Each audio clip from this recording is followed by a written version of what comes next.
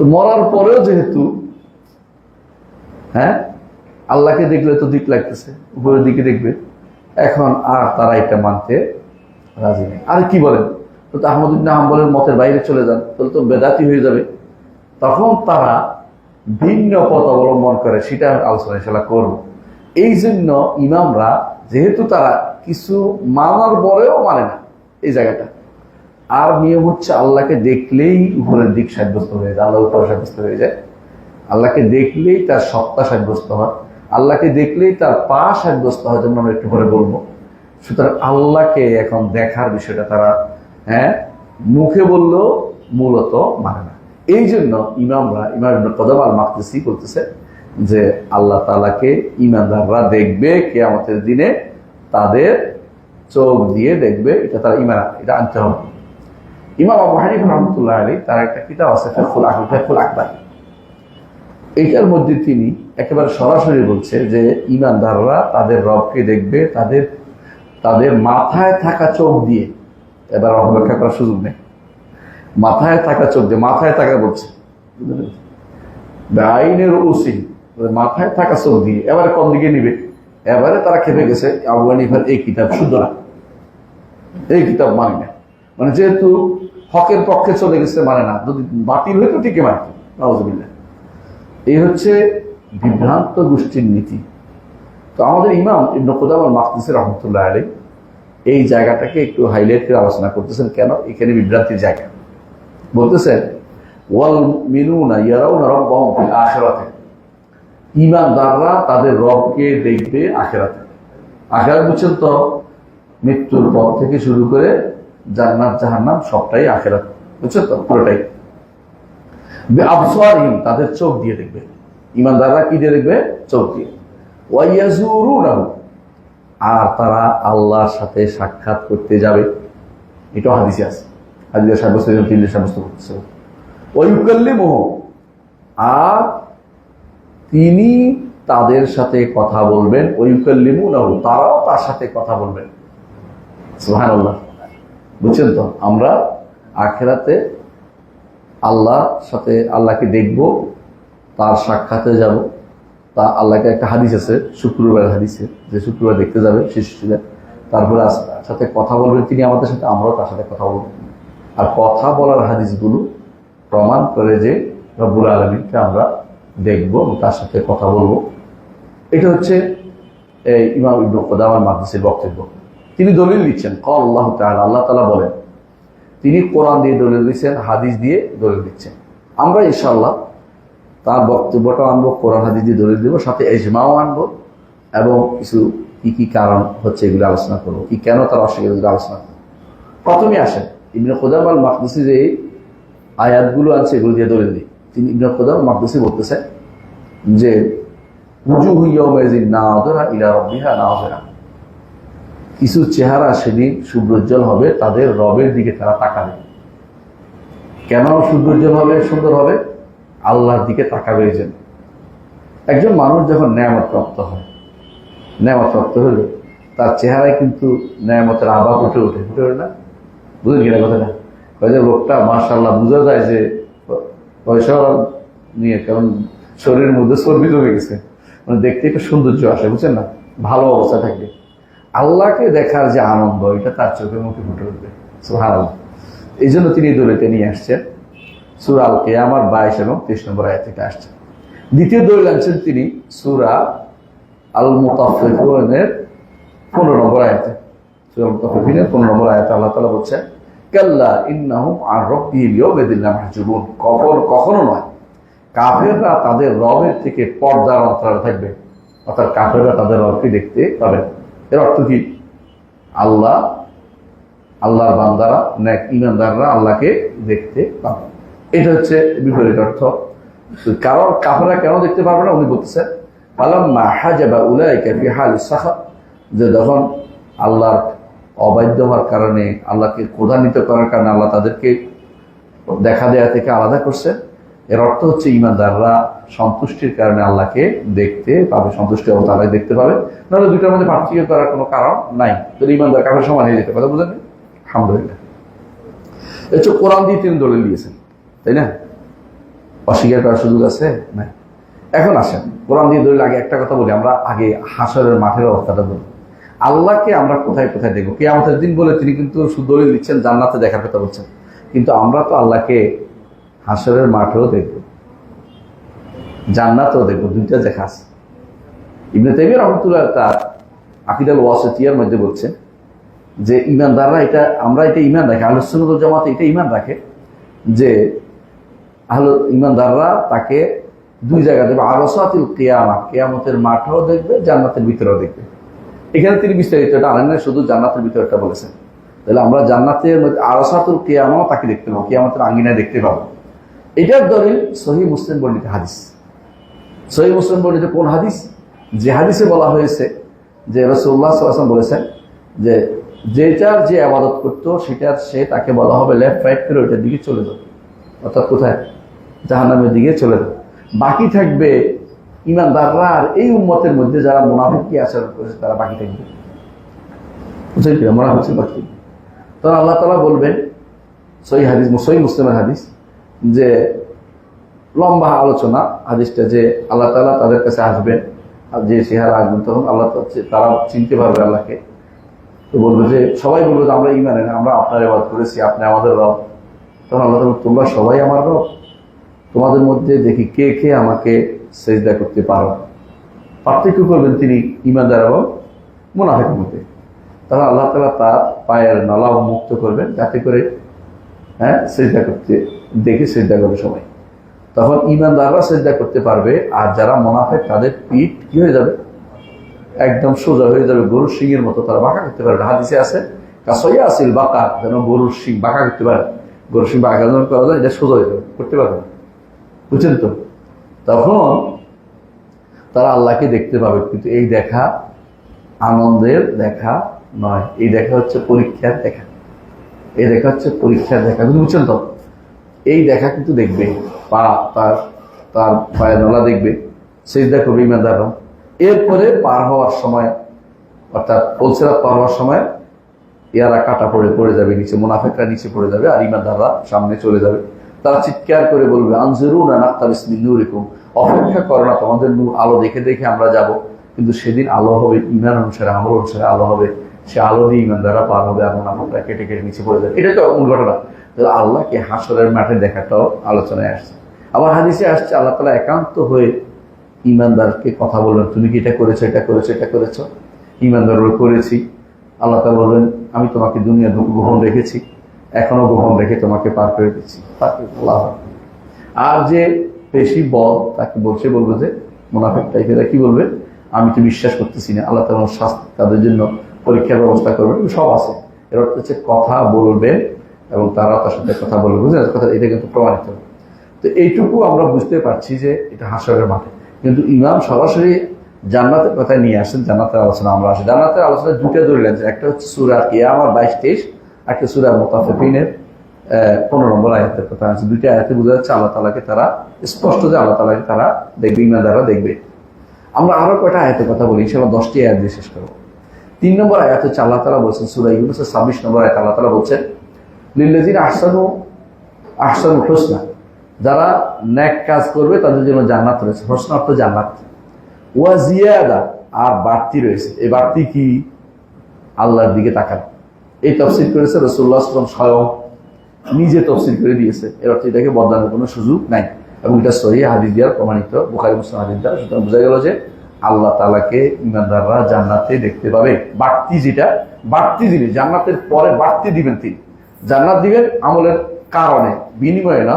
এর অতিরিক্ত বোনাস দিবেন তিনি, তার দেখাটাকে বোনাস দিবেন, অতিরিক্ত তিনি দিবেন। এটা হচ্ছে সূরা ইউনূসের 26 নম্বর আয়াত। আরেকটা আয়াত সূরা কফের 25 নম্বর আয়াত, আল্লাহ তাআলা বলছেন সূরা কফের, লাহুম মা ইয়াশাউনা ফিহা, জান্নাতে যে যা চাইবে তা দেয়া হবে। ওয়া লাদাইনা মাজিদ, আমার কাছে আরো বাড়তি আছে। এটার তাফসীর আমরা বলি, এই বাড়তি অর্থ কি? আল্লাহকে দেখা, আল্লাহকে দেখার আনন্দ তারা প্রাপ্ত হবে। এটা 4 নম্বর আয়াত। 5 নম্বর আয়াত আল্লাহ তাআলা কোরআনে কারীম বলেছেন সূরা সম্ভবত আরাফে, যে যখন আল্লাহ তাআলা বলছেন ওয়ালাকিন উনজুরিল জাবাল ফাইন ইস্তাকাররা মাকানহু ফাসাউফা তারানি, যখন মুসা আলাইহিসসালাম পাহাড়ের কাছে গেলেন, তখন কথা বলে তার মনের মানে আকাঙ্ক্ষা মিটতেছে না। তিনি বললেন, রব্বি আরিনি, আল্লাহ একটু দেখা দেন না, আমাকে দেখতে চাই আপনি। বললেন তারা, না তুমি এখন দেখতে পাবে না, কারণ হাদিসে আছে রাসূলুল্লাহ সাল্লাল্লাহু আলাইহি ওয়াসাল্লাম বলেছেন, ইন্নাকুম লা তারা রাব্বাকুম হাত্তা তামুতু, না মরা পর্যন্ত কেউ আল্লাহকে দেখতে পাবে না, কারণ পরীক্ষার জায়গাতে আপনাকে দেখার জায়গা নয়, এই জন্য দেখতে পারেন। রাসূলুল্লাহ সাল্লাল্লাহু আলাইহি ওয়াসাল্লাম নিজেও বিশুদ্ধ মতে তিনি নূর দেখেছেন, কিন্তু আল্লাহকে দেখতে পাননি। কোন দিন? লাইলাতুল মেরাজের রাত্রিতে, মেরাজের রাত্রিতে। এই জন্য দুনিয়ার বুকে রাসূল বলছেন কেউ মৃত্যুর আগে আল্লাহকে দেখতে পাবে না। ইন্নাকুম লা তারা রাব্বাকুম হাত্তা তামুতু। কিন্তু আল্লাহ তাআলা কি বললেন? লান তারানি,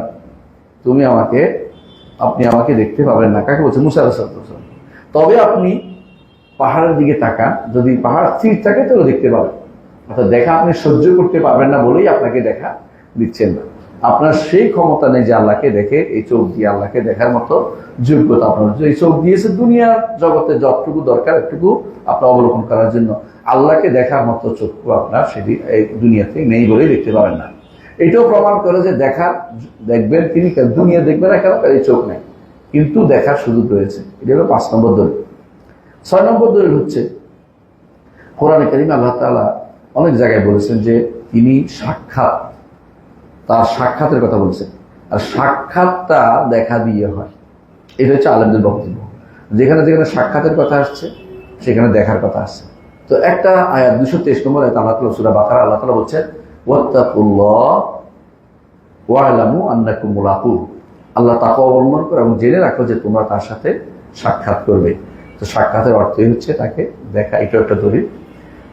7 নম্বর দলিল হচ্ছে আল্লাহ তাআলা সূরা আহজাবের 44 নম্বর আয়াত আল্লাহ তাআলা বলছেন, তাহিয়াতুহুম ইয়াওমা ইয়ালকাউনাহু সালাম, যেদিন তারা তাকে দেখবে সেদিন তারা সালাম বলবে, সম্বোধন জানাবে। তাহলে বোঝা গেল এই সাক্ষাৎ, যেদিন তার সাথে সাক্ষাৎ হবে সালাম জানাবে, সেই সাক্ষাতের অর্থ কি? দেখা। এটা হচ্ছে আরেকটা দলিল। 8 নম্বর দলিল হচ্ছে আল্লাহ তাআলা বলছেন সূরা কাহফের 110 নম্বর আয়াতে, ফামান কানা ইয়ারজু লিকা রাব্বিহি, যে কেউ তার রবের সাথে সাক্ষাতের আশা করে, ফালইয়ামাল আমালান সালিহান, সে যেন সৎ আমল করে, নেক আমল করে। এখানেও সাক্ষাৎ অর্থ হলো দেখা, যে আল্লাহর সাথে দেখার আশা করে, আমার আল্লাহর সাথে দেখা হবে, সাক্ষাৎ হবে, সে যেন ভালো আমল করে, শিরিক না করে। তাহলে যে ব্যক্তি শিরিক করবে না, নেক আমল করবে না, কোথায় যাবে? জান্নাতে। জান্নাতে গেলে আল্লাহকে দেখতে পাবে, আল্লাহর সাথে সাক্ষাতের আশা তার রয়েছে। এই জন্য এটাও দলিল যে আল্লাহকে জান্নাতে দেখা যাবে। 9 নম্বর দলিল হচ্ছে 9 নম্বর দলিল হচ্ছে আল্লাহ তাআলা সূরা বাকারা 249 নম্বর আয়াতে বলতেছে, ক্বালা আল্লাযীনা ইয়াযুন্নুনা আন্নাহুম মুলাকু রাব্বিহিম, যারা তাদের রবের সাথে সাক্ষাৎ হবে এই আশা যাদের রয়েছে, যারা বিশ্বাস করে, তারা এটা বলেছেন। আল্লাহ তাআলা বলছেন। তো কারা রবের সাথে সাক্ষাতের আশা করে? ঈমানদাররা। আর যারা কাফের তারা আশা করে না। এই যে রাসূলুল্লাহ সাল্লাল্লাহু আলাইহি ওয়াসাল্লাম বলেছে, যে কেউ আল্লাহর সাথে সাক্ষাতের আশা করবে, আল্লাহও তার সাথে সাক্ষাতের আশা করে। যে কেউ আল্লাহর সাথে সাক্ষাতের আশা করে না, আল্লাহ তার সাথে সাক্ষাৎ দিবেন না। ঈমানদাররা যেহেতু আল্লাহর সাথে সাক্ষাতের আশা করে, আল্লাহকে তারা তিনি দেখা দিবে, আল্লাহকে তারা দেখতে পাবে। এটা হচ্ছে দলিল, এটাও 9 নম্বর দলিল। 10 নম্বর দলিল হচ্ছে যে আল্লাহ তাআলা কোরআন কারীম বলছেন সূরা তাওবার 77 নম্বর আয়াতে, ফাআকাবাহুম নিফাকান ইলা ইয়াউমি ইয়ালকাউনাহু, তারা মুনাফিকি অন্তরের মধ্যে আছে আল্লাহর সাথে সাক্ষাতের আগ পর্যন্ত। মুনাফিকরা আল্লাহকে ওই সময় দেখতে পাবে না, যখন তারা পা দেখতে বলবে তখন তারা সুরা করতে পারবে না, সিজদা করতে পারবে। এই জন্য তাদেরকে সেই পর্যন্ত সময় দেওয়া হয়েছে। নেফাকি তাদের ওখানে ধরা পড়বে, এরপর তারা জাহান্নামে নিক্ষিপ্ত হবে। তো এইটা বোঝা গেল যে ঈমানদাররা এর বিপরীতে তারা আল্লাহকে দেখতে পাবে। তাহলে কয়টা দলিল? 10টা দলিল কোরআনে কারিমে আছে যে আল্লাহকে আমরা দেখতে পাবো জান্নাতে, কোরআনে কারিম থেকে। আচ্ছা আসেন, হাদিস থেকেও দলিল আছে। ইবনে কুদামা আল মাকদিসি তিনি হাদিস থেকে একটা দলিল আনছেন। আমরা ইনশাআল্লাহ কয়েকটা দলিল দেব ইনশাআল্লাহ। 1 নম্বর দলিল হচ্ছে তিনি আনছেন যে নবী সাল্লাল্লাহু আলাইহি ওয়াসাল্লাম বলেছেন, ইন্নাকুম তারাউনা রাব্বাকুম কামা তারাউনা হাযাল কামার লা তুদামুনা ফি রুয়াতিহি। সাহাবায়ে কেরাম এসে বলে, ইয়া রাসূলুল্লাহ, আমরা কি আল্লাহকে দেখতে পাবো? মানে আনন্দ, আল্লাহকে দেখার আনন্দ, যার অন্তরে আনন্দ নাই সে সবচেয়ে বেশি দুর্ভাগা। আল্লাহকে দেখার যে আনন্দ, আকাঙ্ক্ষা, এটা ঈমানদারের অন্তরে সর্বসময় যায়। সাহাবায়ে কেরাম বলে, ইয়া রাসূলুল্লাহ, আমরা কি আল্লাহকে দেখতে পাবো কিনা? রাসূলুল্লাহ সাল্লাল্লাহু আলাইহি ওয়াসাল্লাম বললেন, তখন ছিল চাঁদের রাত, তিনি বলছেন, তোমরা কি এই চাঁদ দেখতে কোনো অসুবিধা হয়? বলে যে না, অসুবিধা হয় না। তারপর তিনি বললেন যে সূর্য দেখতে কোনো অসুবিধা হয়? মেঘ না থাকতে কোনো অসুবিধা হয় না। তখন তিনি বললেন যে তোমরা সেইভাবে তোমাদের রবকে দেখতে পাবে। এই হচ্ছে হাদিসটা, বুখারী মুসলিমের হাদিস। তো আমাদের ইমাম বলতেছেন একটা জিনিস মনে রাখবেন, এর অর্থ এটা নয় যে চাঁদ যেরকম গোল এটা বোঝানো হয়নি, আল্লাহকে গোল বোঝানো হয়নি, বরং স্পষ্ট তাদের বোঝানো হচ্ছে। স্পষ্ট যেমন দেখতে অসুবিধা হয় না, তোমাদের রবকেও সেরকম স্পষ্ট দেখতে পাবে। তিনি বলছেন যে এটা কোনো দেখার সাথে দেখার তুলনা করে না, যে অর্থাৎ চাঁদ যেরকম এরকম দেখবে এটা নয়, বরং উদাহরণ হচ্ছে যে তোমরা স্পষ্ট চাঁদ দেখতে পাচ্ছ, আল্লাহকেও স্পষ্ট দেখতে পাবে। কারণ আল্লাহ তাআলার কোনো চাঁদের মতো নাউযুবিল্লাহ বা সূর্যের মতো এগুলি কোনো কিছু আল্লাহকে শেবি এবং নাজির সৃষ্টি করা আল্লাহর জন্য যাবে না, বা দেওয়া যাবে না, সাদৃশ্য দেওয়া যাবে না। তবে এখানে উদ্দেশ্য হচ্ছে যে দেখা যেমন স্পষ্ট, তোমরা স্পষ্ট আল্লাহকে দেখতে পাবে, এটা বলার উদ্দেশ্য। এটা হচ্ছে ইমাম সুন্দর করে এটা বলে দিয়েছেন। তাহলে আমরা একটা হাদিস দ্বারা বুঝতে পারলাম যে আল্লাহকে আমরা দেখতে পাবো। এরকম আরেকটা হাদিস আমরা উল্লেখ করি। দ্বিতীয় হাদিস হচ্ছে রাসূলুল্লাহ সাল্লাল্লাহু আলাইহি ওয়াসাল্লাম বলেছেন, এটাও সহিহ মুসলিম, বুখারী মুসলিমের হাদিস। রাসূলুল্লাহ সাল্লাল্লাহু আলাইহি ওয়াসাল্লাম বলেছেন, যখন জান্নাতীরা জান্নাতে যাবে, জাহান্নামীরা জাহান্নামে চলে যাবে, জান্নাতীরা জান্নাতে যাওয়ার পরে তারা সব নেয়ামত থাকলে বলবে, আল্লাহ তাআলা বলবেন, ইয়া আহলাল জান্নাহ, হে জান্নাতীরা, আলা আযীদুকুম, তোমাদের কি বাড়িয়ে দিব না? তখন জান্নাতীরা বলবে, কি বাড়িয়ে দিবেন? আলাম তুবাইয়িদু উজুহানা, আপনি তো আমাদের চেহারা সুন্দর করে দিয়েছেন, জান্নাতে প্রবেশ করেছেন, জাহান্নাম থেকে মুক্তি দিয়েছেন, যা চাই তা দিয়েছেন, আর কি দিবেন? মানে তার মাথায় আপনি শুধু দুনিয়া ধরেন বাংলাদেশে যখন আপনার বলে কি চাই, বলুন যে আমি চাই পুরো বাংলাদেশ আমার হোক, কথা, অথবা যে আরো বেশি চান করবেন যে আমেরিকাও আমার হোক, অথবা লন্ডনও আমার হোক। কিন্তু জান্নাতীরা এক একজন কি পাইছে? পৃথিবীর মতো 10টা কম পক্ষে যে পাইছে, সে আর কি পাবে তার মাথায় আসতেছে না। আল্লাহ তাআলা বলবেন যে আমি তোমাদেরকে বাড়িয়ে দেব, আমি তোমাদেরকে আরো বাড়িয়ে দেব, আরো বাড়িয়ে দেব।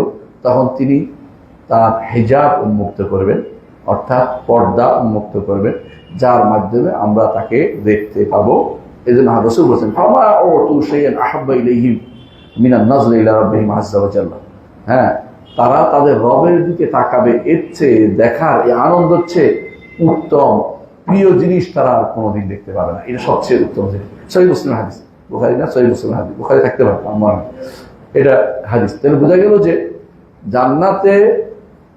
জান্নাতে আল্লাহকে দেখতে পারাটা তাদের আহাব্বু শাই, এটা একটা হাদিসে আসছে সহিহ মুসলিম। তাহলে দুইটা দলিল হলো।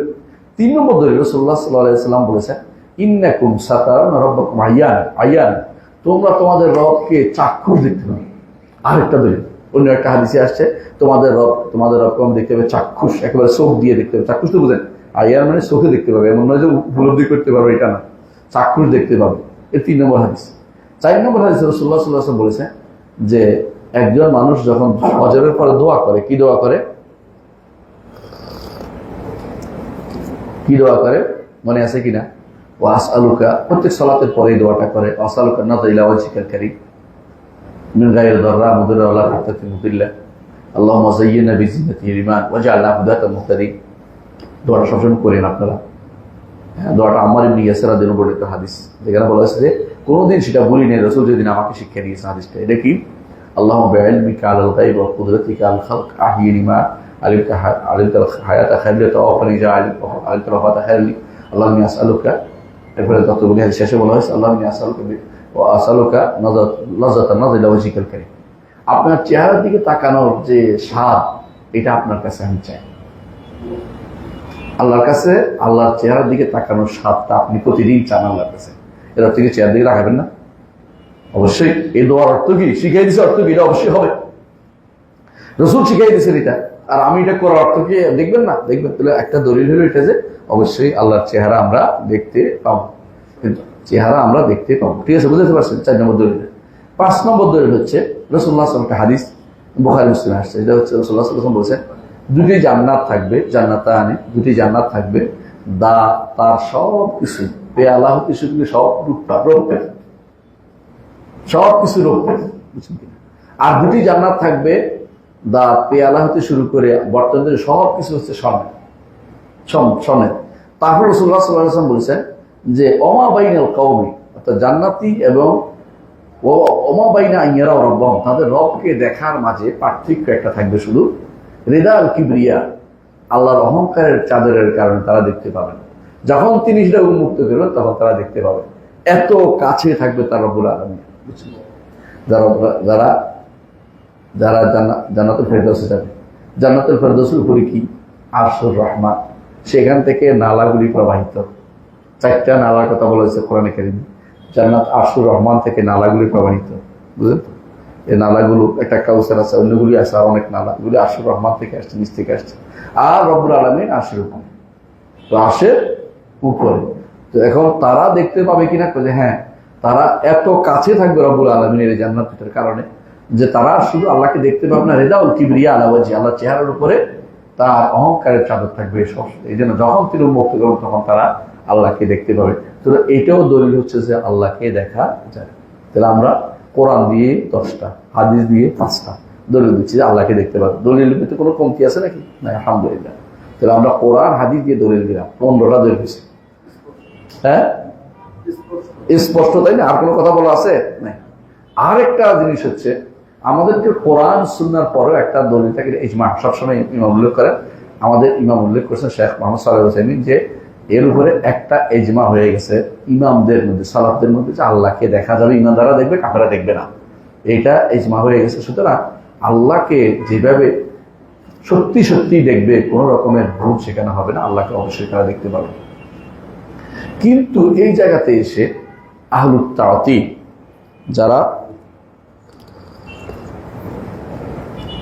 যারা নিষ্ক্রিয়কারী বুঝছেন, আল্লাহ তাআলার বাণী, রাসূলের হাদিসকে তারা অর্থ রাখবে না, এই দিক করবে, ওই দিক করবে, অর্থ শূন্য করবে। ওরা এখানে আসা, এই জায়গাতে আসা, তারা এটা মানে না। এদের কারা বলছিলাম? 1 নম্বরে মানে না কারা? জাহমিয়ারা মানে না, মানে ফালাসিফারা মানে না, জাহমিয়ারা মানে না। সবচেয়ে নিকৃষ্ট হচ্ছে ফালাসিফা, তারপর হলো জাহমিয়ারা, দার্শনিকরা, তারপরে জাহমিয়ারা। এই দুই বিষয় তো মোটেই মানে না। মুতাজিলারাও মানে না, তারপরে আশারি মাতুরিদিরও মুখে বলে মানি, কিন্তু কার্যত মানে। তারা বলে যে আল্লাহকে দেখার অর্থ হচ্ছে আল্লাহর সওয়াব দেখবে, সওয়াব বুঝছেন, পুরস্কার দেখবে, আল্লাহর পুরস্কার দেখবে। আরে কেন এটা বদলাচ্ছ? দেখলে তো দিক লাগে, কারণ চোখের সামনে না হলে দেখা যায় না। আর সারা জীবন বলে আসছি দিক নেই আল্লাহ, হ্যাঁ, দিক হইতে পারবে না। আর এখন কেমন ঠিক করে, মানে জান্নাতে যাওয়ার পরেও তারা এটা বিরোধিতা করবে না, আল্লাহকে দেখবে না। দুনিয়াতে বিরোধিতা করতে করতে ওইখানে যাওয়ার বিরোধিতা চিন্তা ভাবনা করতে চায় আর কি, মাথার ভিতরে। আরেক দল বলছে না, ওদের আমাদের মতভেদ হয়ে গেছে, কারা? আশারি মাতুরিদিরা। আরেক দল বলছে যে না, এটা সওয়াব না, এটা হচ্ছে আল্লাহকে জানতে পার, উপলব্ধি করতে পার। দেখবেন আপনাদের মারহুল কোরআন আছে না, মারহুল কোরআনের মধ্যে উল্লেখ করছে দেখা অর্থ উপলব্ধি করা, অর্থাৎ তাদের শরীরের মধ্যে উপলব্ধি আসবে যে রব্বুল আলামিনকে দেখছি। সুবহানাল্লাহ। রাসূল যেখানে বলছে চোখে দেখতে, রাসূল বলছেন যে তাদের মধ্যে জান্নাতের মধ্যে রিদাউল কিবরিয়া, শুধু পা দেখে রাসূল বলছেন যে হেজাবও মুক্ত করবে। রাসূল বলেন যে আল্লাহর চেহারা দেখবে, দেখে তারা আনন্দ পাবে। এই সব কিছু ওদের কাছে হয়ে গেছে কি? জানতে পারবে। সুবহানাল্লাহ। ইমানদাররা দুনিয়াতে জানতে পারে না, জানতে পারছে দুনিয়াতে, ইমানদাররা দুনিয়াতেই জানতে পারছে আল্লাহ সম্পর্কে, আল্লাহর ব্যাপারটা দুনিয়াতে জানতে পারছে, আল্লাহ চেহারা ব্যাপারে জানে। হ্যাঁ, দুনিয়াতে তো তারা জানতে পারছে, আর আখিরাতে তো ওরা আল্লাহ শাস্তি সম্পর্কে জানতে পারবে। জানার তো বড় কথা না, আল্লাহ যে আছে আখিরাতে তারা বুঝবে না, কাফেররা বুঝবে। তাহলে এখানে অতিরিক্ত কি জিনিস পাইল? এইটা হচ্ছে অপব্যাখ্যা, এক একটা নমুনা। তারা কেন অপব্যাখ্যা করে? তো আমরা কি বলবো?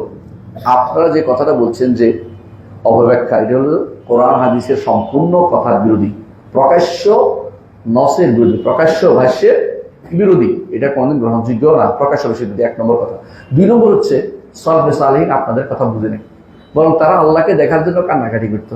এবং তারা ভালোই জানে এটা একটা কথা, যে কি দুনিয়াতে আল্লাহকে জানা হচ্ছে বড় নেয়ামত, ইমানদাররা আল্লাহকে জানছে, আর আখিরাতে আল্লাহকে দেখা হচ্ছে বড় নেয়ামত। এই জন্য আল্লাহকে তারা আখিরাতে দেখবে, এই জন্য তারা আল্লাহকে দেখার জন্য অনেক কিছু করে।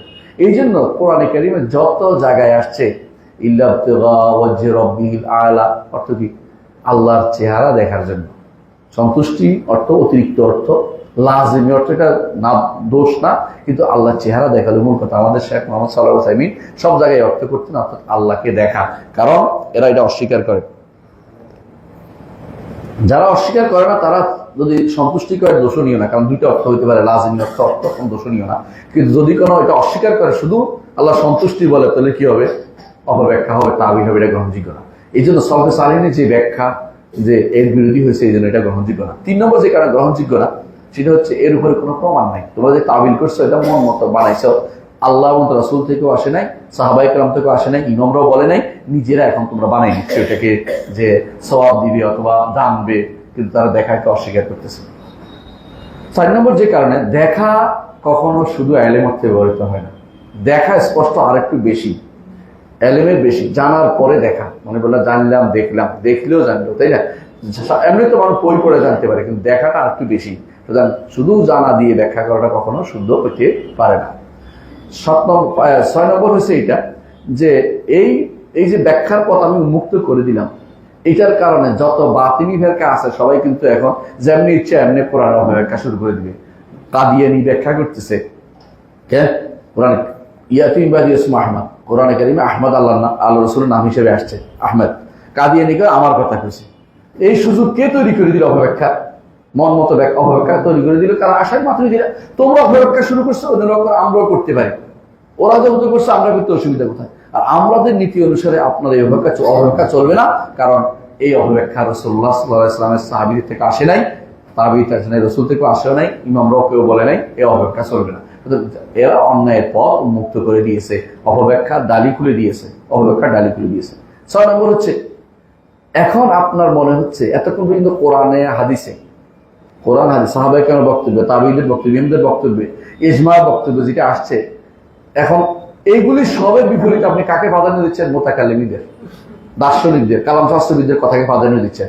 এটা হচ্ছে পথভ্রষ্টতা ছাড়া কিছুই না। তাহলে বোঝা গেল এই যে অপব্যাখ্যা তারা করেছে, এই অপব্যাখ্যা হচ্ছে সবচেয়ে নিকৃষ্টতম অপব্যাখ্যা। এটা করা যাবে না, বরং আল্লাহকে আমরা দেখবো, আমাদের চোখ দিয়ে দেখবো, এটার উপরে ঈমান আনতে হবে। বুঝে আসছে কথাটা? এখন আমি কয়েকটা জিনিস আলোচনা করবো। এটা হচ্ছে এই জন্য যে একটা তো যারা দার্শনিক এবং যারা জাহমিয়া, এরা কিন্তু কোনো দলিলের দাঁত ধারে না, মানি না একই কথা। তারা কাফের জন্য কোনো কথা বলার দরকার নেই, দলিলের ধার ধারে অপব্যাখ্যা করে। এদের মধ্যে আশারি মাতুরিদিরা দলিল ভিত্তিক কোনো কথা দেয়নি, একেবারে আন্দাজে দিছে, কথা বানাই বলছে, দলিল ভিত্তিক কিছু বলেনি। এদের মধ্যে মুতাজিলারা এদের চেয়ে এদিক দিয়ে দলিলের চেষ্টা করছে তারা একটা কিছু দিতে, কারণ তারা অন্তত এদের মতো পাগল ছিল না। ওরা কি, ওরা আকল প্রাধান্য দিতে যাইয়া মনে করছে শুধু আকলে চলবে না, আমরা কোরআন দিয়ে একটা দলিল দিই। হাদিস তো মানেই না, হাদিস কিন্তু কেউ মানে নেই, কারণ তারা জানে যে হাদিস মানা যাবে না, কারণ খবর ওয়াহিদ, এই জাতীয় কথাবার্তা বলে আউট করছে, নাউযুবিল্লাহ। তো মুতাজিলা বলে যে আমাদের কাছে কোরআন দিয়ে দলিল দিচ্ছে তোমাদের মধ্যে। বলে কি দলিল? আল্লাহ তাআলা বলছেন, আল্লাহ তাআলা কি বলছেন যে মুসা আলাইহিস সালাতু ওয়াস সালাম যখন বলছেন রব্বি আরিনি আনজুর ইলাইকা, রব আমাকে দেখা দেন, আমি তো আপনাকে দেখবো। ক্বালা লান তারানি, আপনি কখনো আমাকে দেখতে পাবেন, অর্থাৎ কখনো বাড়াইছে, লানের অনুবাদ করছে কখনো। বলছে তাহলে কখনো দেখতে পাবেন অর্থ হচ্ছে দুনিয়া আখিরাতে কোথাও দেখা যাবে না, আমাদের কাছে দলিল হয়ে গেছে। এরা বলছে এটা দলিল হয়ে গেছে। আচ্ছা, আমরা তাদেরকে বলি যে না ভাই, ভুল বলেছেন। কেন? এখানে মুসা আলাইহিস সালাতু ওয়াস সালাম তিনি কি তোমাদের মতো এরকম? মুসা আলাইহিস সালাম তো জানেন আল্লাহ সম্পর্কে, তার মতো একজন নবী আল্লাহকে দেখতে চাওয়াটা, যদি তিনি দেখার মতো সত্তা না হতেন তাহলে তিনি কিন্তু আল্লাহকে দেখতে চাইতেন না। তিনি দেখতে চাইছেন এই জন্য তিনি একটা সত্তা, দেখা দিবেন না কেন, আমার আবেগ দেখতে চাই, দেখার মতো সত্তা বলেই তিনি চেয়েছেন। আপনি যদি বলেন তিনি দেখার মতো সত্তাকে তিনি দেখতে চেয়েছেন, তাহলে কি করেন? মুসা আলাইহিস সালাতু ওয়াস সালামকে আপনি তাজহিল করতেছেন, তাকে অজ্ঞবোধ করতেছেন, নাউযুবিল্লাহ, এটা তো আপনি অন্যায় করতেছেন। দ্বিতীয় কারণ হচ্ছে যে আল্লাহ তাআলা বলেন না একটা যে আমি তো দেখা, হ্যাঁ তুমি কেমন প্রশ্ন করলে, মতো বলে নাই, বল হচ্ছে পাহাড়ের দিকে তাকাও, পাহাড়ের দিকে তাকাও, এটা বলেছে, বলে না যে আমি তো আমার কেমন প্রশ্ন করলে, এটা আমাকে চাইতে গেলে এই প্রার্থনা তোমার কেন আসলে, এটা বলেনি, নিষেধ করে। 3 নম্বর হচ্ছে তিনি বলেন নাই যে আমি তো দেখি, আমার দেখার বিষয় না, আমার দেখা যাবে না, এটা তো বলে নাই। বরং হচ্ছে তারা আমি বলে কি আমাকে তুমি এখন দেখতে পাবে না, তবে তুমি পাহাড়ের দিকে তাকাও, যদি ঠিক থাকে তাহলে দেখতে পাবে। বোঝা গেল যে এই পাহাড়ের দিকে তাকানোর সাথে তিনি সম্পৃক্ততা দিয়েছেন। এর অর্থ হচ্ছে যে তিনি দেখা যাবেন না, আল্লাহকে দেখা যাবে না, এটা বলা হয়নি। মুতাজিলারা এখন আটকে গেছে। এখন তৃতীয় দলিল দিচ্ছে তার, আল্লাহ বলছে লা তুদরিকুল আবসার, চোখ সমূহ তাকে আয়ত্ত করতে পারে না। ওহু ইউদরিকুল আবসার, তিনি চোখ সমূহকে আয়ত্ত করতে পারেন। বুঝলেন কথাটা? ইদরাক শব্দটা নিয়ে তাদের মধ্যে বড় সমস্যা হচ্ছে। তারা কি মনে করছে ইদরাক শব্দের অর্থ হচ্ছে দেখা, কিন্তু এদরাকটা হচ্ছে দেখার পরে আয়ত্ত করে নেয়। বুঝছেন কিনা? আমি আপনাকে দেখলাম, কিন্তু আপনার পেটের এই জামার নিচে যে কোথাও দাগ আছে আমি দেখছি, আয়ত্ত করতে পারছি? পারি না। কথা বুঝেন নাই? তাহলে ইদরাক হচ্ছে দেখার পরের জিনিসটা। যে কোনো জিনিস আপনি প্রথমে দেখতেই পারেন, কিন্তু এর পরের জিনিসটা সেটা হচ্ছে ইদরাক। আল্লাহকে কেউ তো আসলে ইদরাক করতে পারবে না। আমরা তার চেহারা দেখবো, শুধু তার সব কিছু দেখবে, আমার কথা তো কোরআন হাদিসেও বলে নাই, আমরাও বলি নাই। চেহারা দেখার আনন্দই তো আমরা শেষ করতে পারবো না আল্লাহ তাআলাকে, এটাই তো আমরা বলি, কিন্তু ইদরাক কথা তো আমরা বলি না। সুতরাং আপনি ইদরাক দিয়ে দেখবেন এটা করতে পারছেন, বরং আমরা কোরআনে দেখতে পাই যে ইদরাকের আগে দেখা কথা কোরআনে সাব্যস্ত করছে। কোথায়? ফালাম্মা তারাআতিল জামআনি, যখন মূসা এবং ফেরাউনের দুই গোষ্ঠীর লোক একত্রিত দেখা দেখি হয়ে গেল। দেখলো কিনা? দেখলো। ক্বালা আসহাবু মূসা ইন্না লামুদরাকুন, মূসার লোকেরা বললো আমরা তো ইদরাক করে ফেলছি, আমাদেরকে ধরে ফেললো, আমাদেরকে আয়ত্ত করে ফেললো। ক্বালা কাল্লা, কখনো নয়, অর্থাৎ ইদরাক করতে পারবে না। দেখছে কিন্তু ইদরাক করতে পারবে না। ইন্না মাইয়া রাব্বি সায়াহদিন, আমার রব তো আমার সাথে আছে, সাহায্য করবে, তিনি আমাকে পথ দেখাবে। তাহলে দেখা গেল ইদরাক করলেই দেখা হয় না, মানে দেখলেই ইদরাক হয় না। ইদরাক হলো বাড়তি জিনিস। আল্লাহকে কেউ ইদরাক করতে পারবে না, কথা ঠিকই আছে, কিন্তু এটা দেখাকে কি করে না, নিষেধ করে না। তোমাদের দলিলগুলি কেউ তাহলে শুদ্ধ হয়নি, তাহলে মুতাজিলার দলিল এগুলো বাদ গেল। বাকি রইল যারা নিজেদেরকে দাবি করে যে তারা দেখবে বলে, এরা এখন সবচেয়ে বেশি বিপদে আছে। এরা নিজেরা আবার আহলুস সুন্নাহ ওয়াল জামাত দাবি করে, আশারি মাতুরিদিরা, বুঝছেন না? আবার দেখবে বলে, কিন্তু কিভাবে দেখবে এখানে যাই তারা আবার নিজেদের মন মতো করে একটা ব্যাখ্যা দাঁড় করা। দেখবে মানে হচ্ছে সওয়াব দিবে, দেখবে মানে হচ্ছে বুঝতে পারবে, অনুভব করতে পারবে, জানতে পারবে, এই জাতীয় কথাগুলি বলে তারা মূলত অপব্যাখ্যা এখানে তারা নিয়ে আসে। এই জায়গায় এসে তারা আবার অর্থহীন করে না। অর্থহীন কেন করে না? যদি অর্থহীন করে তাহলে তো আখিরাতের বিষয় তো, আর তাহলে আহমদ ইবনে হাম্বলের মতের বাইরে চলে যাবে। আহমদ ইবনে হাম্বল এটা নিয়ে যুদ্ধ করেছেন এবং তার এই মত সালাফদের পক্ষে। এখন তারা দেখবে এর অর্থ নিয়েছে কি, সওয়াব দিবে অথবা উপলব্ধি করবে না, আউযুবিল্লাহ। এই জাতীয় কথা যারা বলে তারা আরো বেশি মারাত্মক বিভ্রান্ত। বরং এরা দলিল বাদে কথা বলে, বরং মুতাজিলারা দলিল দেওয়ার চেষ্টা করেছে।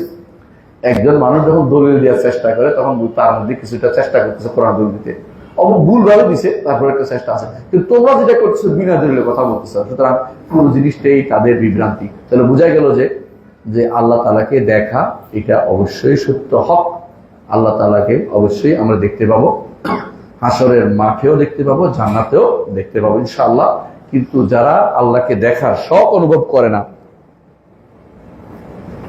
যারা আল্লাহকে দেখার শখ, আগ্রহ, শখ লেখাইকা রব্বুল আলামিন দেখার প্রতি আগ্রহ তাদের নাই, আল্লাহ তাআলা তাদেরকে কেন দেখা দিবেন? কারণ তারা দেখতেই চায় না। এই জন্য আমাদের সালফে সালেহিন কেউ কেউ বলতেন, আমি বলছি না দেখবেন না, জান্নাতে গেলে অনেকে হয়তো শেষে দেখবেন, কারণ তাদের মধ্যে এই আগ্রহই জাগবে না, দেখার যে আনন্দ, এই আগ্রহই জাগবে না। তো আমরা দেখার আনন্দ জাগবো, আল্লাহ তাআলা আমাদেরকে দেখাবেন। কারণ আখিরাতে মানুষের ভিতরে তারতম্য কিভাবে হবে, কেউ যেন ইয়াতে না ভুগে, কষ্ট না। যে জান্নাতে যদি কেউ যায় তাহলে তার তো সবই দেখাবে, কিন্তু আল্লাহকে কি দেখবে?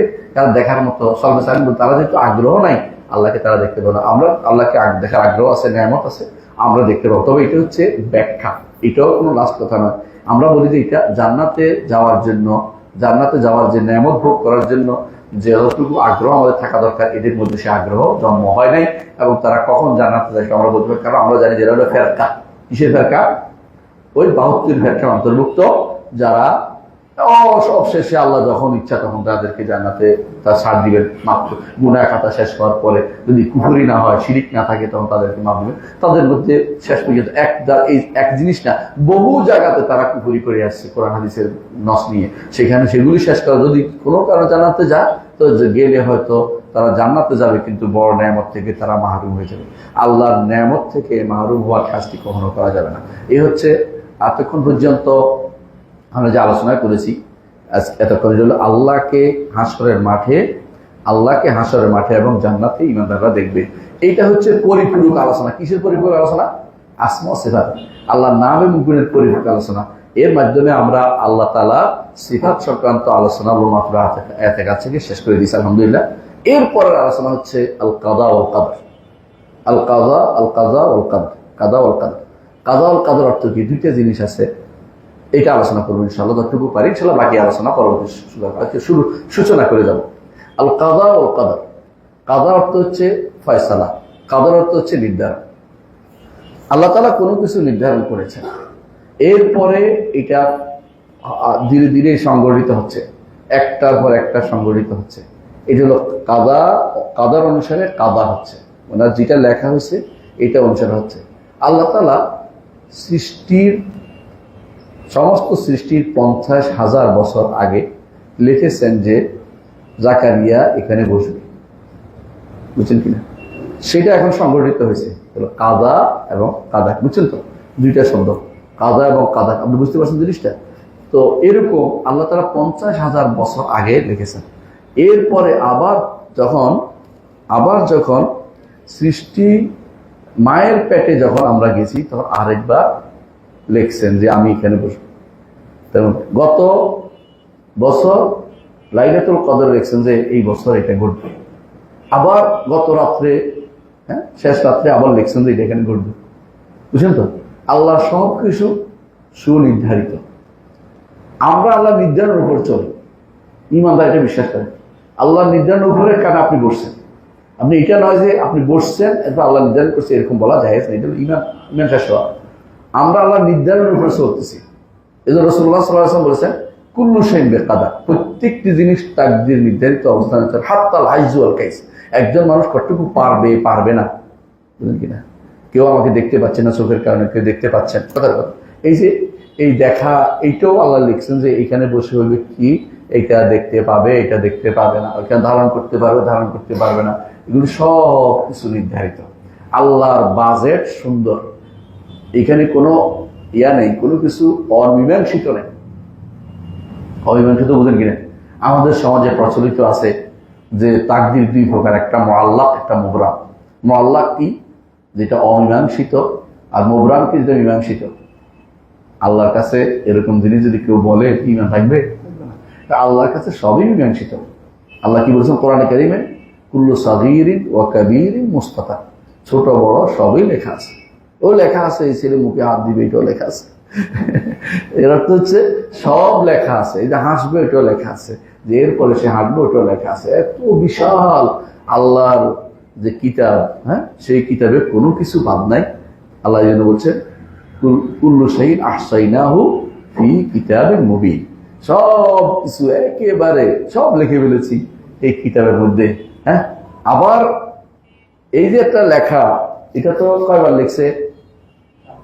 4 বার, তাই না? আবার একটা লেখা হয়, ফেরেশতাদের কলমে লেখা আছে, ফেরেশতারা, এবং সেদিন বলবে মা লিহাযাল কিতাব লা ইউকা, এটা হলো হওয়ার পরের লেখা। ফেরেশতারা একটা জিনিস তাদেরকে হওয়ার পরের লেখা, হওয়ার পরের একবার লেখা হচ্ছে। ঠিক কলমে এরকম অনেক, এক কলম দিয়ে লেখা হয়েছে লাউহে মাহফুজে, আরেক কলম দিয়ে লেখা হয়েছে মায়ের পেটে, আরেক কলম দিয়ে গত বছর লাইলাতুল কদরে, আরেক কলম দিয়ে গত রাত্রে, আরেক কলম দিয়ে ফেরেশতারা লিখতেছে। পাঁচটা, বুঝলেন তো? একটাও বাদ নেই। 5টা যে এত সুন্দর আল্লাহ তাআলার পরিকল্পনা বলা যায় না, কেন আমরা তো পরিকল্পনা, আল্লাহর সিদ্ধান্ত এত সুন্দর যে এর বাইরে যাওয়ার ক্ষমতা কারণে। তো আমি কিভাবে কি করবো? আমার দায়িত্ব হচ্ছে ওইটা খোঁজা না। আল্লাহ সিদ্ধান্ত ঠিক আছে, আমার দায়িত্ব হচ্ছে শরীয়ত মোতাবেক। আল্লাহ কি লিখছেন এটা মোটেই খুঁজবেন না, শরিয়া মোতাবেক চলবেন। তাকদীরের কথা হচ্ছে আপনি আল্লাহর শরিয়া মোতাবেক চলবেন, ওইটা খুঁজবেন না। ওইটা অবশ্যই লেখা আছে, কিন্তু আমি ওইটার দিকে তাকাবো না। আমি তাকাবো কিসের দিকে? শরীয়তের দিকে। আল্লাহ কোরআন হাদিসে কি বলছেন, নবী রাসূলদের মুখে কি বলছেন, এটা আমল করার জন্য ওইটা শুনতে থাকবো। আমি যদি এটা আমল করতে পারি, বুঝবো যে আমার কিসমত ভালো। আর যদি বলি যে কি লিখছে আল্লাহ এটা আগে জানি, তাহলে বুঝতে হবে কিসমত খারাপ। ওইটা জানার সুযোগ নাই। ইমাম তাহাবী রাহমাতুল্লাহ এই জন্য বলেছেন আল ইলমু ইলমান, ইলম হচ্ছে দুইটা, ইলমুন মাওজুদুন ওয়া ইলমুন মাফকুদ। একটা ইলম আমাদের কাছে আছে, এটা কোনটা? শরীয়ত। ওয়া ইলমুন মাফকুদুন, আরেকটা অংশ আমাদের কাছে নাই, এটা হলো ইলমুল কদর, তাকদীরের ইলম। এটা আমাদের কাছে নাই, আমার জানার সুযোগও নাই, এটা হারিয়ে গেছে, এটা চেষ্টা করলেও গুনাহ হয়, চেষ্টা করলেও গুনাহ হয় না? কেউ যদি বলে যে গণকের কাছে যায়, থাকবে ইমান? যদি বিশ্বাস করতে ইমান চলে যাবে, আর গেলে 40 দিনে আবার বন্ধ হয়ে যাবে, খুব বন্ধ হয়ে যাবে, এবার তো হচ্ছে ওইটা চেষ্টা করাও গুনাহ। ওইটা আপনি বিশ্বাস করতে হবে, ইমান রাখতে হবে যে আল্লাহ সব নির্ধারিত, হ্যাঁ, আগে থেকে নির্ধারণ করছেন। আমার দায়িত্ব ওইটার পিছনে দৌড়ানো নয়, আমার দায়িত্ব হচ্ছে আমি যেন আমার আল্লাহর নির্দেশ মোতাবেক, রসুল নির্দেশ মোতাবেক আমার জীবনটা গড়ে তুলতে পারি, আর মৃত্যুর উপর চলতে পারি, তাহলে আমার কিসমত ভালোই আছে, ভালোর উপরে চলে গেছে। আর যদি আমি ফুরুত করে এদিক সেদিক দৌড়াই, তওবা না করে, তাহলে বোঝা গেল যে আমার কিসমত খারাপ আছে। পার্থক্য বুঝছেন? এই কথা যদি কেউ বলে, এটা আলোচনা আসবে, আমি পরে বলতেছি বিস্তারিত। এই কথা যদি কেউ বলে যে আল্লাহ লেখছে বলে আমি করতেছি, আমি করব বলে আল্লাহ লেখছি, কোনটা শুদ্ধ? দুইটা কথা বলছি। আল্লাহ লেখছেন এই জন্য আমি করতেছি, এটাই সত্য। কেউ যদি বলে আমি করব বলে আল্লাহ লেখছি, তাহলে কুফুর কথা, এটা কুফুর কথা। তাহলে আমি হইলাম আসল, আল্লাহ হইল নকল, কথা বলছেন কিনা? আর আল্লাহ লেখছেন বলে আমি, দেখেন না, আমি দুনিয়াতে আসার ব্যাপারটা, আমি যদি আমাকে যদি কোনো স্বাধীনতা দেওয়া হতো, যদি তুমি কোন জায়গায় আসবে, আমি কোন জায়গায় বাছাই করতাম? ঠিক মক্কা, একদম কাবার সামনে, প্রয়োজনে কাবার ভিতরে, কথার কথা। কিন্তু আমাকে বাংলাদেশে পাঠাইছে, আমার কিছু করা আছে, আল্লাহ এইভাবে লিখছে।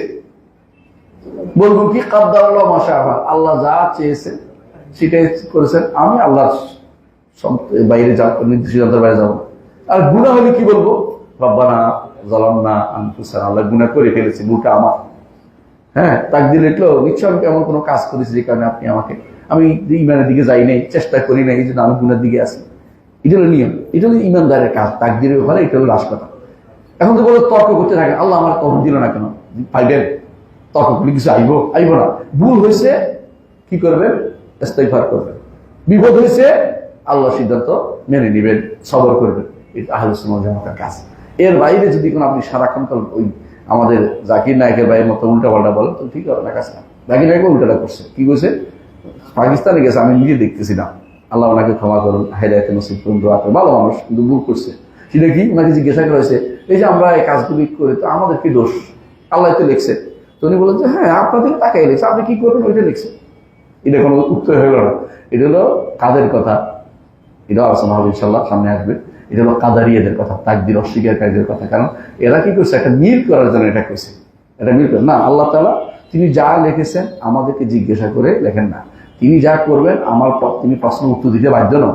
লা ইউসআলু আম্মা ইয়াফআলু হুম ইউসআলুন, আল্লাহ কি করবেন এটা প্রশ্ন করা যাবে না, আমাদেরকে প্রশ্ন করা হবে আমরা কি করছি, এই প্রশ্নটা করা হবে। তাকে কোনো প্রশ্ন করার অধিকার আমরা রাখি না, কারণ তিনি হচ্ছেন মনিব, আমি হচ্ছি দাস।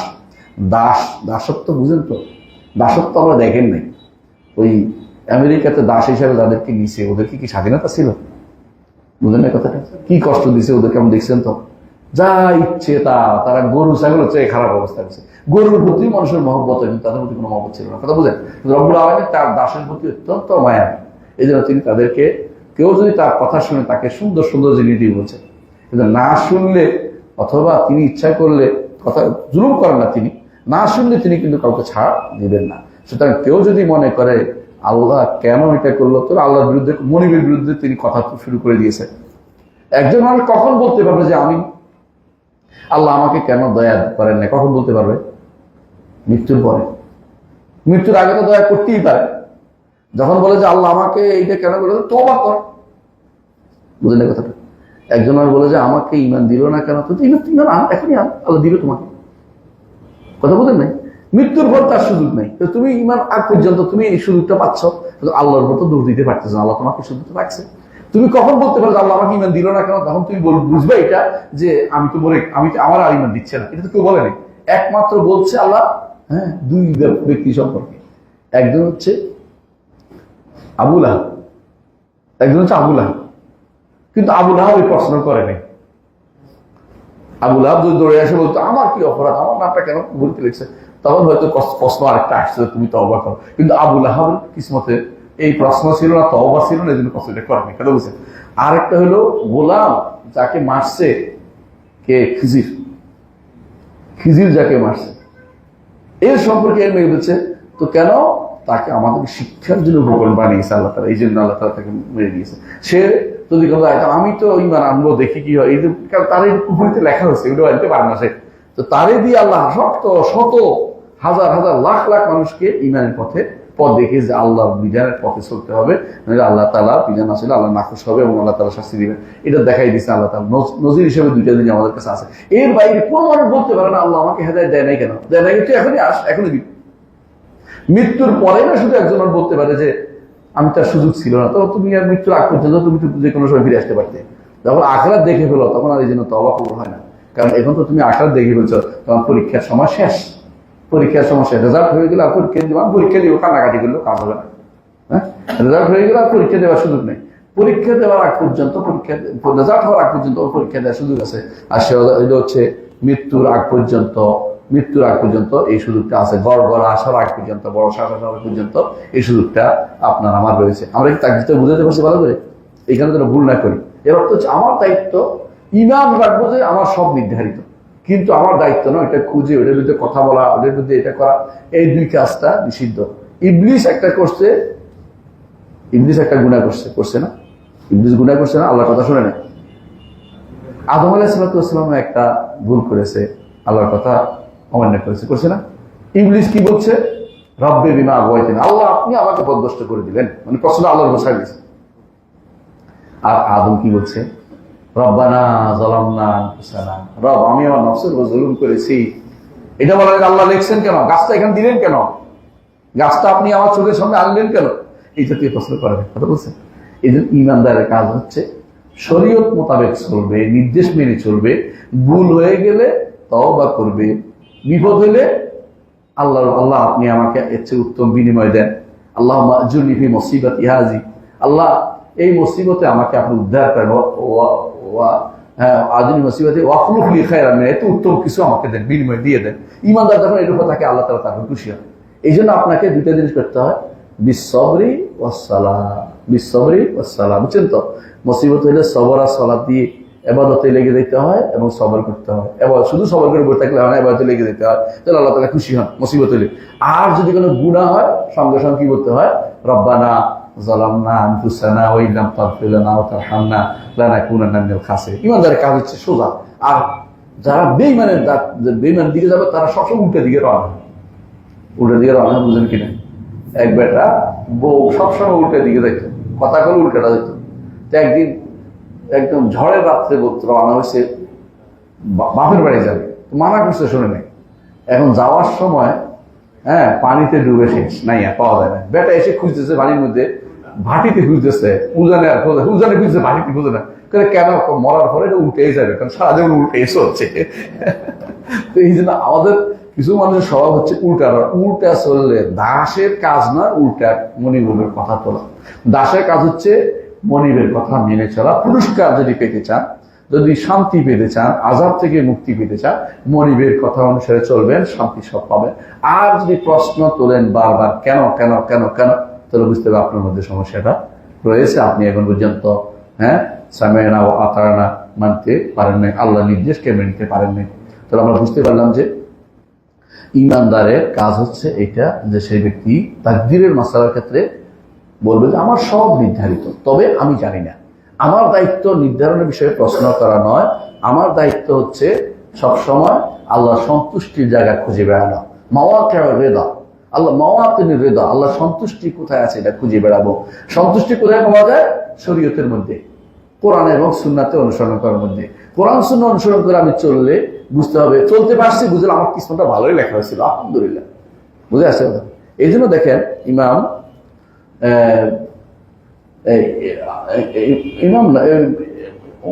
ওমর রাদিয়াল্লাহু আনহুর ঘটনাটা। ওমর রাদিয়াল্লাহু আনহু তিনি একটা কথা বলছিলেন যে আমি দোয়া কবুল হবে কিনা এই চিন্তায় মরতেছি না, আমি চিন্তায় মরতেছি দোয়া করতে পারি কিনা। যদি দোয়া করতে পারি বাকিটা সহজ, কারণ দোয়া আসতে হবে। দোয়াটা আমাদের তৌফিকটা আমি আল্লাহর কাছে দিয়েছি, আল্লাহর জন্য আমি দোয়া করতে পারি। অনেক সময় দেখবেন যে আপনি ভালো কাজে দোয়া করতে পারতেছেন না, বুঝা গেল যে হারে কি অবস্থা, তখন কান্নাকাটি শুরু করতে হবে। আমার দোয়া আসতেছে না। দোয়াটা আসাটা একটা নেয়, বড় নেয়। এই জন্য আপনাকে আমাকে মনে রাখতে হবে যে আল্লাহ সবকিছু সুনির্ধারিত, অনির্ধারিত কোনো কিছু নয়। আমার দায়িত্ব নয় আল্লাহ তাআলা কি নির্ধারিত সেটা খুঁজে বেড়ানো, আমার দায়িত্ব হচ্ছে আল্লাহ তাআলা আল্লাহ তাআলা শরিয়া মোতাবেক চলা, যে শরীয়ত দিয়ে আমাকে চলতে বলেছেন আর ওটার উপর ঈমান আনতে বলেছেন। একটা ঈমান আনা, একটা চলাটাতে চলতে হবে শরিয়া মোতাবেক, আর ওটা রাখতে হবে। কোনো বিপদ হলে তখন বলতে বলবেন, কি বলবেন? না ইউসিবানা ইল্লা মা কাতাবাল্লাহু লানা, বিপদ হয়েছে আল্লাহ যেটা লিখছে এটাই বিপদ হয়েছে, এইটা হয়েছে।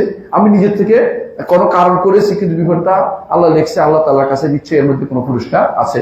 রাসূলুল্লাহ সাল্লাল্লাহু আলাইহি ওয়াসাল্লামের ছেলে মারা গেছে, রাসূলের চোখ দিয়ে পানি বেরোছে, কিন্তু তিনি বলছেন কি, আমার রবে যেটাতে খুশি এর বিরুদ্ধে কথা বলবো না।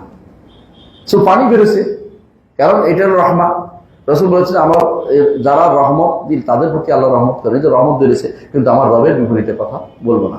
অনেকে আছে বৃষ্টি হইলে বলে যে, কি বলে, আল্লাহ কি আমার শুধু দাম দিয়ে দেখলো নাকি? আউযুবিল্লাহ, গ্রামের মানুষ এটা বেশি বলে। হ্যাঁ, আর কিন্তু আজকে শুধু বৃষ্টিটা আসার দরকার হলো, এই জাতীয় কথাবার্তা বলাটা কি আল্লাহ সিদ্ধান্তের বিরুদ্ধে কথা বলা, এটা কখনো ঈমানদার করতে পারে না। আল্লাহ তারা কি বলবে? বিপদ হলে বলবে কাদ্দারাল্লাহু ওয়া মা শাআ ফাআল, অথবা বলবে হাযা কাদারুল্লাহ ওয়া মা শাআ ফাআল, এই হচ্ছে আল্লাহর নির্ধারণ, আল্লাহ যা ইচ্ছা তা করেছেন, তার কথার বিরুদ্ধে আমার কিছু বলা নাই। এইটা বলার অর্থ হচ্ছে ঈমানদার। আর যদি বলে যে এটা কেন করতে গেলেন, আল্লাহ হিকমত খুঁজতেছেন আল্লাহর কর্মকাণ্ডের, আপনি হিকমত খুঁজে পাইবেন না, আপনি ওই ঈমানটা নষ্ট করেন না। আপনি বলেন যে, সহজে বলেন যে আল্লাহ যেটা নির্ধারণ করছে এর উপর আছি, আমি তওবা করছি, আল্লাহ যেটা বলছি আমাদের ইচ্ছে কল্যাণ আছে, আল্লাহ আপনি উত্তম জিনিস দেন, আল্লাহ তাকে আরো উত্তম জিনিস দিয়ে পরিপূর্ণ করে দিবেন। আর যদি গুনাহ হয়, গুনাহ হলে সন্তোষ থাকবেন না, গুনাহ হলে কি করবেন? তওবা করবেন, রব্বানা যালামনা আনফুসানা, আল্লাহ আমি গুনাহ করেছি, আমাকে আপনি ক্ষমা করে দেন। এখানে বলবেন না যে তিনি তো গুনাহ করাইছে, এর কথা বলবেন না, নাউযুবিল্লাহ। এটা করা ঈমানদারের কাজ না, এটা হলো শয়তানদের কাজ, এটা হলো দুষ্ট মানুষের কাজ। এই জন্য আমি একদিন বললাম একজনকে যে নারী নেতৃত্ব জায়েজ নেই, জায়েজ না থাকলে আল্লাহ করাইছে নাকি? বাংলাদেশের নেতৃত্ব কত বছর ধরে অ্যাড্রেস করতেছে, এটা জবাব কি? শয়তানের কাজ। এই তাকদীরের এই ইয়ারা তিন ভাগে বিভক্ত, বিভ্রান্তরা তিন ভাগে বিভক্ত, মনে রাখবেন। তাকদীর বিভ্রান্তরা তিন ভাগে বিভক্ত। আর ওই মুশরিকদের মধ্যে এটা ছিল, ইবলিস একটা করেছে। এটা কি? ইবলিস যেটা করেছে সেটা হচ্ছে আল্লাহ সিদ্ধান্তের বিরুদ্ধে প্রতিবাদ করছে, বুঝেছে কথাটা? আরেক গোষ্ঠী আছে আল্লাহকে মুক্ত করতে গিয়ে, আল্লাহকে, এটা বলা কাদারিয়া ইবলিসিয়া, এটা হলো কাদার। আরেক গোষ্ঠী আছে যারা আল্লাহকে সিদ্ধান্তহীন থেকে আলাদা করছে, আল্লাহ সিদ্ধান্ত দেয় না, ওদেরকে বলা কাদারিয়া মজুসিয়া। এরা বলে যে আল্লাহ ভালো চেয়েছে, আমি খারাপ চেয়েছি, খারাপটা হয়েছে, খারাপটা আল্লাহ সিদ্ধান্ত দেন নাই। এরা হলো মাজুস, কারণ এরা ভালো কাজের স্রষ্টা আল্লাহ, খারাপ কাজের স্রষ্টা আরেকজনকে বানাইছে, কথা নিজেকে বানাইছে। এরা বলে কাদারিয়া মাজুসিয়া, এটা হলো দুইটা। আরেকটা হলো কাদারিয়া মুশরিকিয়া, আর মুশরিকরা বলতো এটা কি ভুলটাও শুদ্ধ, ভুলটাও শুদ্ধ, নাউযুবিল্লাহ। কি বলতো? লাউ শাআল্লাহু মা আশরাকনা, আল্লাহ না চাইলে কি আমি শিরক করতেছি নাকি? বুঝলেন কিনা? মানে শিরকের পক্ষেও দলিল দিচ্ছে, বুঝলেন কি? এই কাজটা করে কারা জানেন? বর্তমানে কারা করে জানেন? পালনরা, ইবনে আরাবি, ইবনে রুদ তিলমিসানি, ওয়াহদাতুল উজুদের কায়েল যারা, ওরা, ওদের নিকট কোনো কিছু হারাম নাই। হারাম শুধু ধোঁকা দিছে হারাম বলে, এত মজার জিনিস বাদ দিয়ে দিছে, নাউযুবিল্লাহ। খাবার জিনিস কেন বাদ দেয়?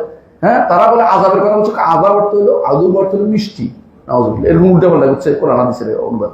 ফুসুসুল হাকাম লিখছে ইবনে আরাবি, বিশ্বাস করো।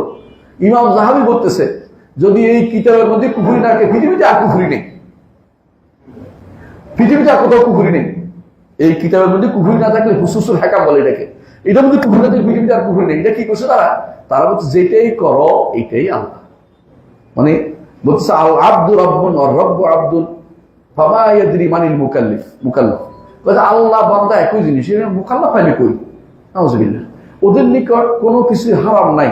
তো জিজ্ঞাসা করেছে একজন যে নারী, মেয়ে আর বউ একরকম, হ্যাঁ দুই দেখলে কই তুমি? নাউযুবিল্লাহ। বুঝছেন তো কথাটা? কোন হারাম বলে যে কোন হারাম বলে, ওদের নিকট হারাম, আমাদের নিকট কোনো হারাম, নাউযুবিল্লাহ। এই হচ্ছে এই যারা এই তথাকথিত পীর আছে না, এটা হাকিকত কয় না। হাকিকত অর্থ এটাই যে আল্লাহ শরীয়ত এবং দুইটাকে একসাথ করে ফেলবে, শারঈ এবং কাদার, তাকদীর এবং শরীয়তকে তারা এক চোখে দেখে, কোনোটাই নিষেধ নাই। আল্লাহ চাইছে হয়েছে, আল্লাহ তাআলা যিনি ইচ্ছে গ্রহণ, আল্লাহ এটা গ্রহণযোগ্য নয়, আল্লাহ কেন করলো? নারী নেতৃত্ব অথবা কাফেরদের কর্তৃত্ব, এগুলো সব আল্লাহ না চাইলে হয়েছে নাকি? এই জন্য ওদের নিকট ফেরাউন কোনদিন জাহান্নামে যাবে না। বুঝলেন কিনা? একটা গোষ্ঠী আছে এখনো মনে করে ফেরাউন জাহান্নামে যাবে। কেন মনে করে? আল্লাহ তো তারা বানাইছে, আমরা কি করব? হ্যাঁ?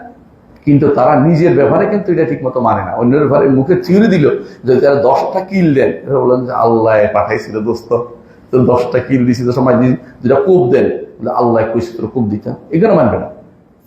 কিন্তু ওই এর নীতির ব্যাপারে, তাকদীর নীতির ব্যাপারে এসে সালাকিটা করে, ইবাদতের ক্ষেত্রে, শরীয়তের ক্ষেত্রে এই সালাকি তারা করতেছে। এগুলো সালাকি, এগুলো কুফরি, সরাসরি কুফরি। মানে বুঝাতে পারছি কথাটা?